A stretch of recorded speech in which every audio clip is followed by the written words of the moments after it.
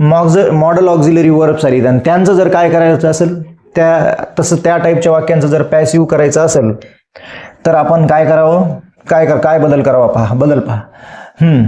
हे विल शॉलचं तर आपण माहिती आहे, याचं वाक्य आलं आपलं टेन्समध्ये पहा. तर मी म्हणलो I can write a letter, I can write a letter. आता कॅन कुड आल्यावर काय करायचं, काहीच नाही. पॅसिव्ह करताना कॅन ऐवजी काय घ्यायचं, कॅन बी घ्यायचं. पहा पॅसिव्ह कसं होईल याचं, अ लेटर कॅन बी. याचा पॅसिव्ह असा होईल, याचा पॅसिव्ह असा होईल अ लेटर कॅन, तिकडं कॅन आला तर इकडे कॅन बी, बाकी सगळं पूर्वीप्रमाणे अ लेटर कॅन बी.